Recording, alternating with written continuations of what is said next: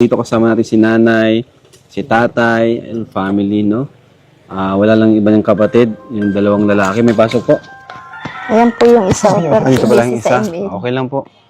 So, ito nay, yung update sa bahay nyo, nakakatuwa at malapit na pong matapos na. Ano nay? At nagpipintura na rin po. Grabe, na-excite ako nay. Kayo nay, na-excite po ba kayo nay? Na makalipat na? Sobra po. Sobra. Napapaiyak ako, Kuya Rab. Napaya ka, okay lang yan ay. Sige po. Kasi kahit sino naman maiyak. Alam nyo ba nay, pangarap yan ng karamihan, di ba? Sipin nyo, ilan ng milyon ng populasyon sa Pilipinas na nangangarap na magkaroon ng sariling bahay. Kahit may mga trabaho na, OFW, yung iba wala pang bahay. Ano nay? Pero kayo nay, maswerte kayo. Hindi pala maswerte, mapalad kayo. No? Pinagpala kayo ni Lord. Kasi isa kayo sa napili niya na mabigyan ng bahay ng ganito. Sa Daet pa nga lang po na, ilang tao ang sobrang hirap po dito sa Daet, di ba? Na walang bahay. Pero nakakatawa at pinakilala si Carla ng Diyos sa amin para mapabahayan.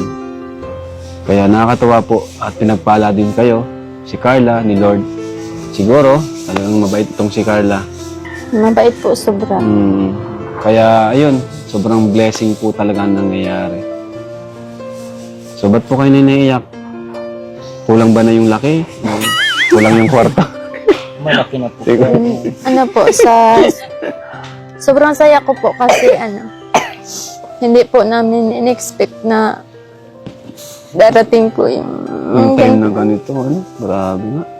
Kaya po sobrang po ako magpapasalamat sa anak ko. Tapos unang-una po sa iyo, Kuya Rab. Opo, thank you rin po na Kasi dumating ka po sa amin para matulungan po ang pamilya ko sa sobrang paghihirap.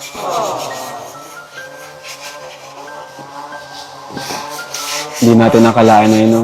Na yung pamilya na nagmumula dun sa bahay kubo-kubo na yun, ano? Siyempre, marami din kayong memories doon. Mga alaala. Tapos ngayon, makakalipat na kayo dito sa napakagandang bahay at napakalaki. At hindi lang yan, hindi lang basta malaki at napakaganda. Record breaker pa siya ng pabahay ko, Nay, Tay. Siya yung pinakamalaki, pinakamaganda at pinakamahal na pabahay ko. Grabe. So, naiyak si nanay. Siyempre, kahit sino naman siguro. Ito, makasama ko dito, wala pa yung mga sariling bahay. Yan, sila Edo, tumutulong sila, pero sarili nilang wala pa silang sariling bahay. Kaya, yun. Masaya kami para kay Carla dahil sa beneficiaries. Sa mga beneficiaries namin, masaya kami dahil napapabahayan namin. Ikaw, Carla, anong masasabi mo, Carla? Malungkot ka ba? Sobrang saya. Anong pipiliin mo ba? Si Jomar o yung bahay? Joke lang. Masaya ka, Carla? Opo, sobra. Siyempre, nagpapasalamat po ako unang-una sa Panginoon kasi siya po yung nagbigay ng daan para makilala niyo po.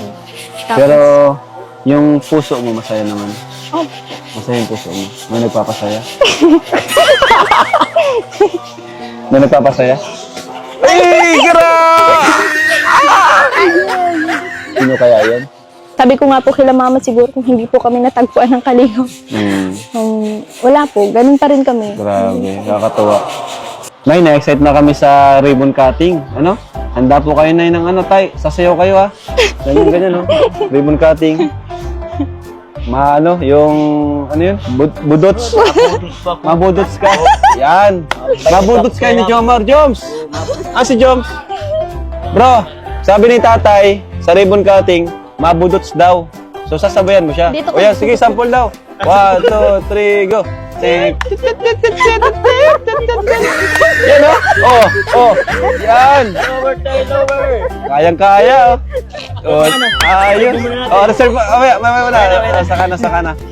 So, abangan nila ang budots ni tatay. Oo. At syempre, Namimiss pa naman pati. ay, namimiss ka na daw, Papa Joms. Wow! Namimiss mo na si Papa Joms? Oo. Ang tanong, si Carla ba namimiss si Papa Joms? Oo.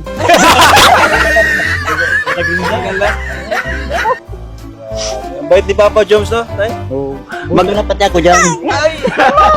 Magkano ang loob mo kay Papa Joms? Ay, halos naggrabe na po. Magana daw. Sobrang gana ng pakanamdam niya sa'yo.